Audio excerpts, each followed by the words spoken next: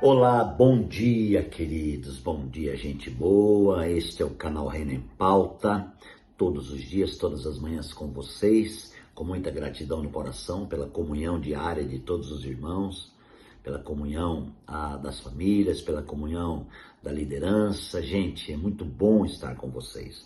Eu quero agradecer a todos vocês e pedir que aqueles que porventura estão vendo o vídeo aí e não se inscreveram no canal ainda, aproveite e se inscrever, que aí você vai estar ajudando aí a crescer o canal para que tenha mais relevância essa nossa mensagem e possa ser levada com mais força para lugares mais longe, lugares remotos, tá certo? Muito bem, queridos, nós estamos falando uma série sobre o tema a realidade da nova vida em Cristo. É algo que eu estou passando aqui para os irmãos, tem uma profundidade muito grande. Eu gostaria que vocês entendessem a profundidade que Deus está mandando colocar essa palavra. Talvez eu nem consiga ser tão profundo, mas o Espírito Santo é maravilhoso para ministrar poderosamente. Eu estou no capítulo 4 do livro de Efésios, Paulo falando muito forte à igreja em Éfeso acerca da unidade do corpo de Cristo, acerca da realidade dessa nova vida em Cristo, aleluia. Então nós partimos da comunhão, partimos do governo de Deus no interior do homem, e a partir desse princípio, então, vem as demais coisas. A questão de amar, de suportar, de ser humilde, de ser dócil, né? Quantas vezes nós tentamos fazer coisas para Deus, querendo impressionar Deus com as nossas atitudes. Quantas vezes nós fizemos coisas na obra de Deus, tentando impressionar Deus, e que Deus olhasse e falasse: olha, meu filho está fazendo uma grande obra. Na verdade, eu mesmo já passei por todos esses estágios e cheguei num ponto de entender que se o Senhor não guardar a cidade, em vão vigia o sentinela. Então, se o Senhor não fizer, não adianta eu fazer. Eu preciso viver a realidade de viver a vida no Senhor.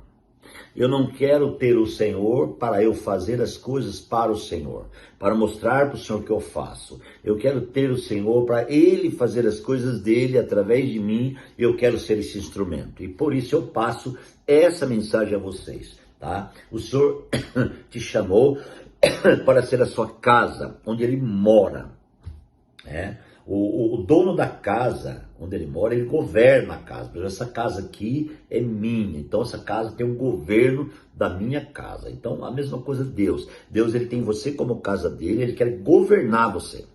Não é a casa que governa o dono, é o dono que governa a casa, certo? Você nunca viu uma casa mandando o dono falar assim: ei, pinta essa parede aqui. Não, é o dono que governa a casa, é o dono que faz o que ele quer na casa. Tá certo, irmãos? Ok? Então, perdão, partindo desse princípio, então, nós vemos aqui, ó, o versículo 3, ele fala assim, ó: faça todo o esforço, então, para conservar a unidade do Espírito pelo vínculo da paz. Aqui nós já revelamos na mensagem anterior a questão do governo. Esse esforço de conservação é na unidade do Espírito, Espírito maiúsculo, é na comunhão com Deus, é Deus que faz através de você, pelo vínculo do que? Da paz, que representa o governo de Deus. Muito bem, daí sequencialmente, verso 4, ele fala: há um só corpo e um só Espírito, assim como a esperança, uma só esperança para a qual vocês foram chamados. Há um só Senhor, uma só fé, um só batismo. E um só Deus e Pai de todos, que é sobre todos, por meio de todos e em todos. Bom, gente, é muito profundo isso aqui. Como nós já entendemos que Deus está dentro de nós e é o governo, então agora fica fácil entender a sequência, né? Porque a palavra se discerne no Espírito. Eu não posso tentar discernir a palavra na alma, na carne. A palavra, ela é espiritual e todas as coisas espirituais se discernem no Espírito. Então, quero que você discirna comigo aqui que há um só corpo. Ele começa com a palavra há um só corpo. O corpo é o quê? É a igreja. A igreja é o corpo de Cristo, Paulo diz. Então só há uma igreja. Então como pode as pessoas se dividirem no que diz respeito a doutrinas humanas do sistema cristão? Então Amados, é revoltante.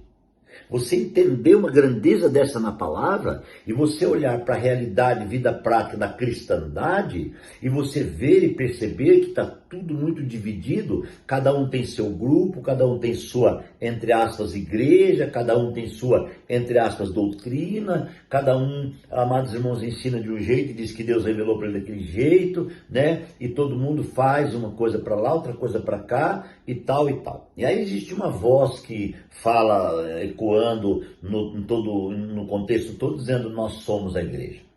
Mas, gente, é muito coisa, é muito pobre, eu não consigo entender.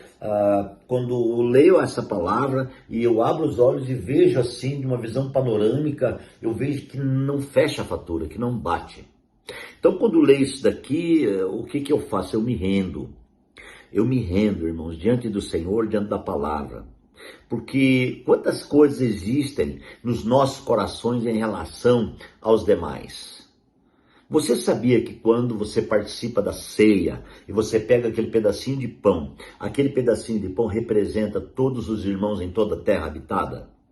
Representa aonde estiver uma pessoa que invocou o nome do Senhor, ele está dentro daquele pão? Ele está dentro daquele pãozinho?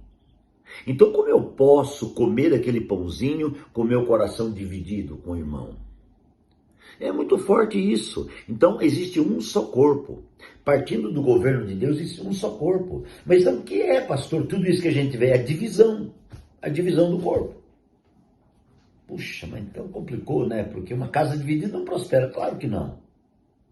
Então, a divisão é algo maligno. Preste atenção. Irmãos, uma briga, quando alguém briga, fica de mal, é horrível. Então, a divisão, ela vem de Satanás. Não vem de Deus. Então aqui a palavra está falando não só corpo. Então, partindo do princípio que a gente entendeu, né, dessa realidade aqui, ó, da nova vida, a nova vida em Cristo, ela tem uma realidade. E estamos falando agora da realidade chamada unidade, certo? Então é ser um. Agora, se eu não sou um, o que eu sou então? Então, há um só corpo. Veja lá, tá? Um só corpo. Daí, amados irmãos, há também um só Espírito maiúsculo. Um só Espírito. Não tem dois Espíritos Santos. Não tem um Espírito Santo que fala de um jeito através de você e de outro jeito através de mim. Não tem o Espírito Santo que prega a Bíblia de um jeito através de você e quando chega para mim ele prega de outro jeito. Irmãos, vamos ser maduros e entender o Espírito? Existe um Espírito, aleluia, um só Espírito, né? Glória ao nome do Senhor. Assim como a esperança para a qual vocês foram chamados é uma só. Então existe também uma só esperança. Não tem duas esperanças.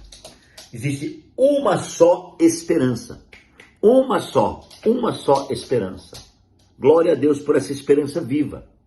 Essa esperança viva, né? Aleluia. E aí, fala assim, amados irmãos, uma só esperança para a qual vocês foram chamados a um só Senhor. Um só governo. Então, se tiver alguns outros governos aí tentando operar, eles não são de Deus. Eles não vêm de Deus. Há um só governo, né? Também há um só governo. E há uma só fé, um só batismo. O que significa um só batismo? Puxa, pastor, então agora complicou, né? Porque tem o batismo aspersão, tem a imersão, tem o batismo não sei o quê, não sei o quê, não sei o quê. Gente, não complique as coisas teologicamente. Vamos entender primeiro o que é batismo. Batismo significa imersão. Mas imersão do quê? Imersão em Deus. Imersão em Deus. Então, antigamente eu criticava o meu próprio batismo da minha fé iniciante. Que era um batismo que aquela fé iniciante, aquele pessoal acredita, um batismo aspersão. Eu criticava. Graças ao Senhor não critico mais. Porque batismo é batismo. Batismo é imersão. Seja ele aspersão, seja ele dentro da água, no fundo da água, está falando que é batismo. E se eu creio no batismo, eu creio na imersão. E a imersão não está falando imergir numa água natural. Está falando imergir numa água espiritual. Vocês conseguem entender isso? Fala para mim então, pastor, que jeito você batiza? Batizo por imersão. Claro. Mas eu não tenho o direito de criticar. É impressionante como os crentes divisivos, eles criticam. Ah, meu batismo não é assim. Ah, minha igreja não é assim. Ah, minha igreja... Gente, onde nós estamos? Então, aqui a palavra está falando de imergir. Há só um batismo, há só uma imersão, há só um Deus, há só uma comunhão, há só um Espírito, há só uma revelação. Você está me entendendo? Aleluia. Então há só um batismo. E há um Deus, que é o quê? Pai de todos. Deus é Pai de todos. Temos que entender essa questão, que Deus é Pai de todos. Deus não é só meu Pai. Às vezes eu vou orar e a minha oração é tão religiosa, eu falo, Deus, meu Pai, meu Pai, meu Pai. Não estou falando que é errado falar meu Pai, mas Ele é o nosso Pai. Ele é o meu Pai, Ele é o teu Pai. Ele não é só meu Pai. Ele não é só meu Deus, Ele é o teu Deus. Amém, queridos? Vamos orar? Pai, obrigado por essa palavra, por essa reflexão. Pai, continua ministrando o nosso interior e derramando a revelação do Senhor no espírito de cada um de nós. Pai, santifica-nos. Nós pedimos a Ti em nome de Jesus. Deus abençoe, um beijo no coração e até amanhã.